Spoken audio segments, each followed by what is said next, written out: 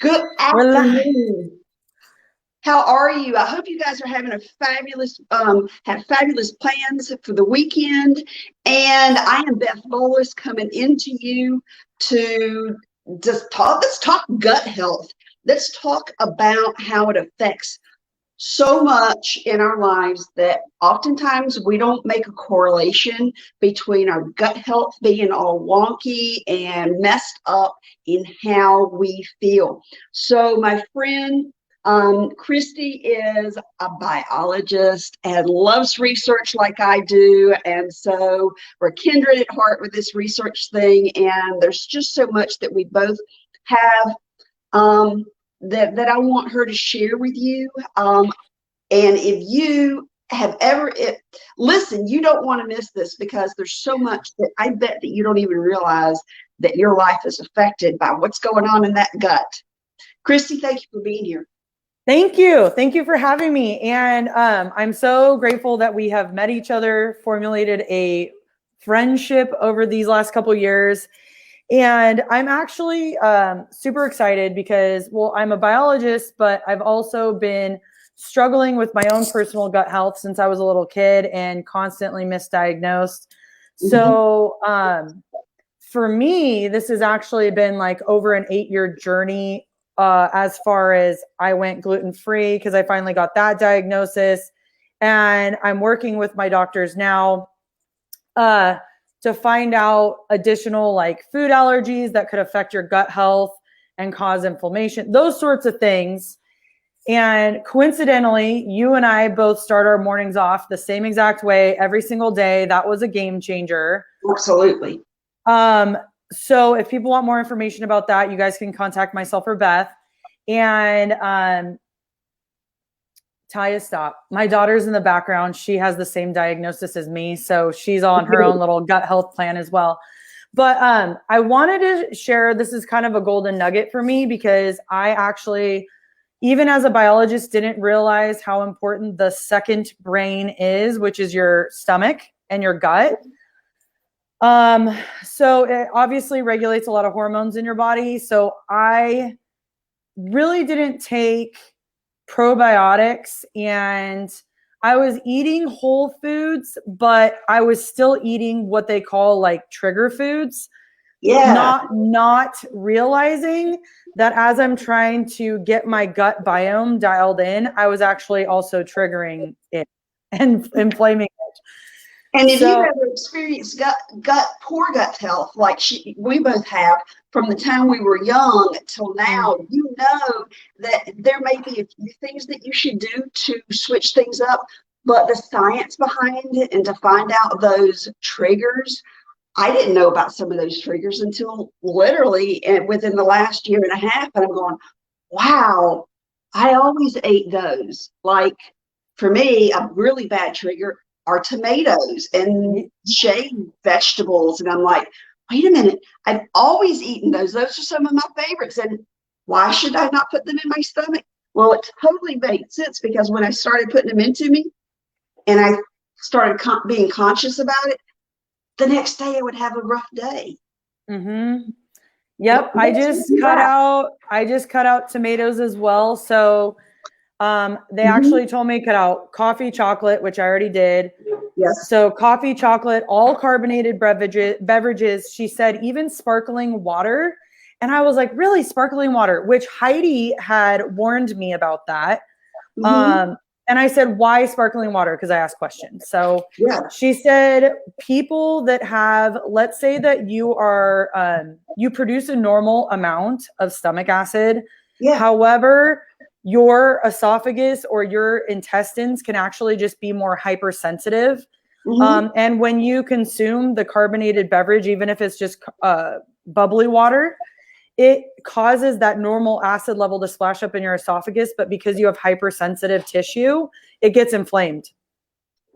Learn something new. Really, every now and then I do get a bubbly drink or put something carbonated in. Yeah, I did too. Cause my friend was telling me, cause she's a nutritionist, she had posted like sparkling water with some essential oils in it to add flavor. And it was actually triggering more acid here for me. Yeah. And Interesting. yeah, and then just Heidi noticed I had posted something like about, I think I had a LaCroix, and she goes, "You shouldn't be drinking that. Just drink regular water." Good to know. Yeah, Very good so to know. so actually, yeah, so I feel like one thing too that my gastroenterologist I've been meeting with, she kind of emphasizes, I go to a learning hospital. It's called UC Davis here in California. So she said, this is not going to be like an overnight thing. This is going to be a long journey that never ends. It's your whole life. So what I strongly encourage people to do is embrace it and be grateful every time you find out a food allergy instead of being upset. I'm like, yes, they figured out one more thing, because my daughter is in the same boat. And so I thought, why feel isolated and alienated? But I think one thing also you and I wanted to touch upon is the mental health piece. Absolutely. Because your gut health, obviously you first notice like a gurgly tummy, nausea, all those things, right? Or bathroom issues with digestive health, immune health. But one thing some people don't realize, they call it the second brain, is because your gut health is directly related to your mental health. Yes. So one thing that I've been going to see someone for like 10 years, a professional for my mental health. And I feel like we were managing it, but I still struggled a lot. Right. And then once I really got serious about dialing in the gut health nutrition with the probiotics, actually my daughter's swim coach sent me an article on vitamin B3 and niacinamide and mental health with the probiotics. Huge mental health shift. So now she's like, whoa, I did a little experiment and I didn't tell anybody. So I didn't tell her what I was doing. And 7 months into it, she's like, what are you doing different? So I pulled some of my products and my food plan out of my purse that I had, or whatever I had with me and what I had written down. And she had recorded, like, after 1 month, significant changes in my mood. And in 4 months, I was really managing my mental health, like, extremely well. So now I'm literally just on an on-call basis with her, which is great. That's amazing. And so many people have experienced this, a very similar scenario when, because our gut, when it controls so much that goes into our body. And when that gets balanced out, for her to document that, how crazy is that? So the change in taking care of your gut and making sure that you have the appropriate vitamins and minerals going in your body has created a shift for you in your mental health, and has allowed you to feel more, what would you say, more confident, less more stable with things. Oh, far more stable. I'm not obviously losing my mind as much, like yelling at the kids, because I'm home alone with the kids. My husband works out of town and lives out of town. So just, much more stable mood, more confidence for like business building or any dreams that I wanted to do are more achievable now. I don't know, just a cleaner house. Oh, wow. Yes. Yeah.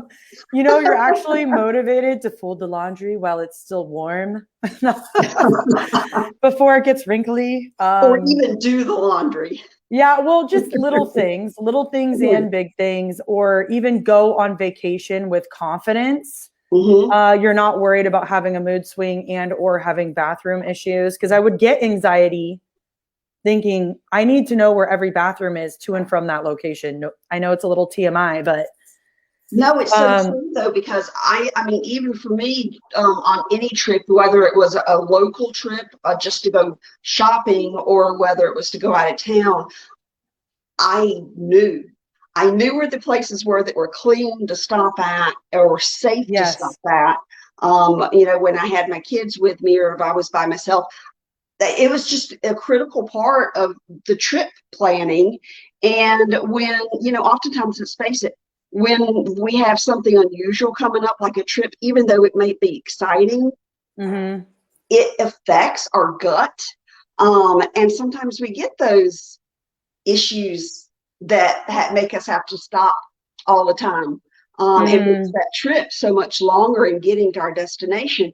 And I too found that I can make trips now and I don't have those problems. It doesn't matter. And I find that I'm driving past all those local places or on my longer trips. I'm just driving right by them going, wow, this is neat. This is cool. The trip gets shorter. Yes. So there's so many benefits. But like, there's things like your husband, if he's gone, what a stressful situation for you. How's it helped you with that? Okay, so one thing I think that I battled before was overwhelming exhaustion because I'm doing it all by myself with health. I like calling them health hiccups. Yeah. I have like a list, I think like yourself. So to be ill and be alone, plus his job is very stressful. Yeah. I needed something. And actually my friend reached out to me for 1 year and 3 months because she could see I was struggling. I was clearly struggling. So this has been huge as far as giving me enough energy to be a better parent, to provide for the kids. And obviously they're playing sports. So it gave me motivation to actually sign them up for more activities. They're happier. We're happier. Yeah, so much better. Can we take this to the next level? I know we've talked a little bit so superficially about how some of these. No, you're good. It was my daughter. Oh, okay. So superficially, we've talked about some of the results of making sure that our nutrition is on point. But can you talk about the biology side of it? Because I know that I have some friends out there that nerd out with me and just love the science behind it. But for them to hear it from somebody else like you, because there is the science that makes us this putting the proper vitamins and minerals and pre and probiotics and enzymes in us on a consistent basis that are bioavailable makes a heck of a lot of difference. Why? Yes. Okay. So I will give 2 examples. So first example is a lot of us with celiac disease or IBS or any like major digestive disorder that causes inflammation in your gut. You know how your intestines kind of, let me go this way. It's like folds. It's a bunch of folds. And then on those folds are little hairs. They look like little hairs under the microscope called cilia. Right. Well, and people with like those more, people like celiacs or more severe digestive disorders, basically when you've eaten those trigger foods and drinks and those kind of get burned off, it looks like under the microscope. And so those are key for vitamin absorption or absorption of your food. So a lot of our food now too is genetically modified. I didn't ever realize what a big deal it made, but the vitamin levels have actually gone down in your food.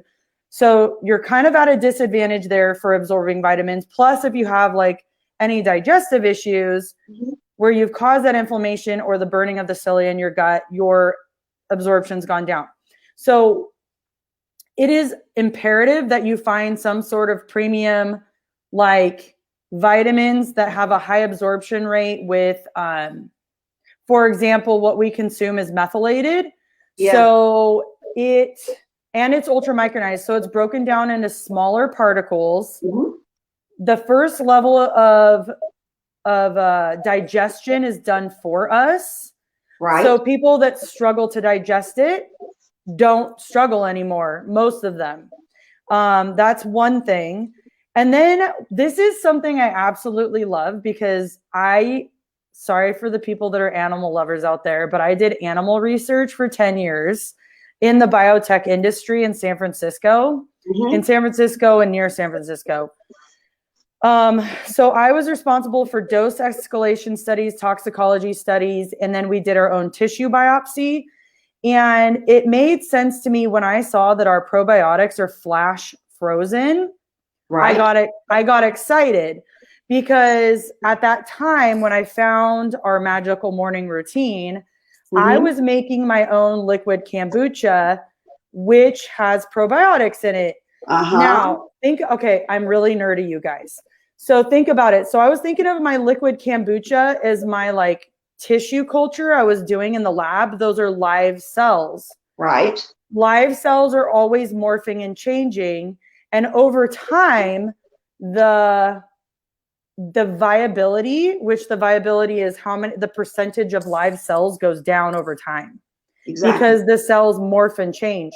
Mm-hmm. So when I saw that our probiotics are flash frozen, that means that you can guarantee that you're getting like the same efficacious dose every single day. Because when the viability of my tissue culture would go down, guess what I did? I grabbed flash frozen cells from the freezer and started over. Wow. Okay. So when you start with that fresh batch of flash frozen cells and reactivate them, the viability is like in the 90s, between 90 and like 99 percentile, versus over time your tissue culture viability would go down. And I'm like, whoa, if it starts going below 80%, can't use these anymore. So it made sense because I had been making my own kombucha. I was trying to do the whole hippie route, make everything myself. And I felt some difference, but it wasn't enough. No. It wasn't powerful enough. So I guess it was complicated. It was a lot of work. Yeah. And so I let people know, like, listen to your body. And as you customize whatever vitamins, probiotics you're using to your body, you're going to have to make changes because everybody's different. Because when I told you when I did animal research, we did the dose escalation studies. Every mouse needed a different dose. So why wouldn't a human? Exactly. So it might sound, it's weird that I compare ourselves to mice, but that's actually how I started in the lab. But in the science world, that is how we do. That is how we study and learn. So yeah. It is a foundation of the science world and how we learn. So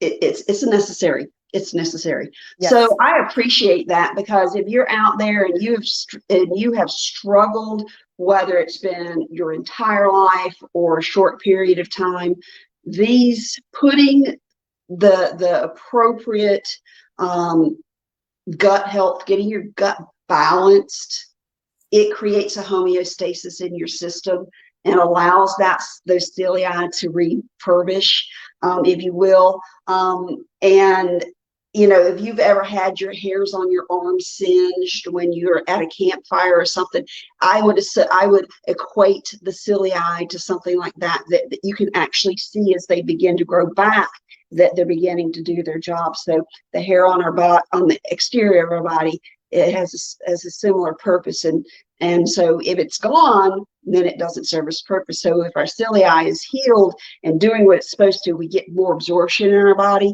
and you're going to feel better. So if you are curious at all, and I know that some of you out there are going, what in the world are they talking about? And might not have been around very, very long. We want to share with you because we want you to feel, if we can go with it and we can learn how to to hack into ways to make us feel better from where we began, you can do it too. Yes. And some people ask, is this a short-term journey or a long-term journey? I will be doing this forever. Yes, it's a lifestyle change. Yes. When you are on a journey to trying to get well and you find what works and and you know the science behind it, you're going to stick with it because you know it works. One other thing that just kind of ran across my mind, and this also affects the way that I know personally that I felt when the things that I would eat, maybe because I used to crave high sugary things, and thus I ended up having some issues with balancing those levels. How in the world would something so simple that we do in the first part of our morning help balance these levels through the day so that it's not an issue anymore? Oh, like fill our cravings? Yeah. So, have you ever heard about how alcohol, because I actually studied neurobiology and I remember my nutrition teacher, Davis, mentioning this, Mhm. alcohol and chocolate um, like satisfied the same part of the brain for your cravings. Yes. So, if you dial in your gut health and you're releasing the correct amount of hormones, Hmm. I have noticed, because if you told me 4 years ago I had to give up coffee and chocolate, I would have told you that's like me, that's like a drug addict giving up crack. Like, I would have been like, what? No, I can't do that. It is the craziest thing that once you dial in and fill in those nutritional gaps, it Hmm. has activated that part of the brain for me as far as chocolate and alcohol goes. Um, I don't really crave it like I did before. And I think it's mostly related to those cortisol levels that your second brain or your gut can release. Absolutely. That is totally linked to your cravings and your hormone balancing and all of that. I wish I had a better way to explain it. Well, it makes perfect sense to me. Maybe it's because I have a science background and that mindset also.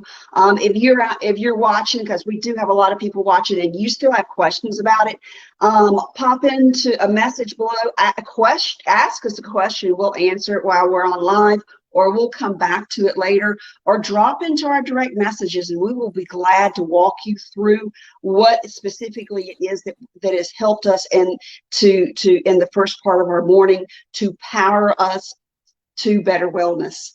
Thank you Mm-hmm. for being here. Thank you Thank so you. much. But it's always great for my audience to hear from another expert. And thank you so very much for your time. Yeah, thank you. And thank you for being patient when I was waving at my kid in the background. You know what? It's perfect because I usually have dogs. Hey, you guys, this is real life. We work our businesses from anywhere and everywhere. So, That's right. yeah. So, Thank you. all right. Thank you.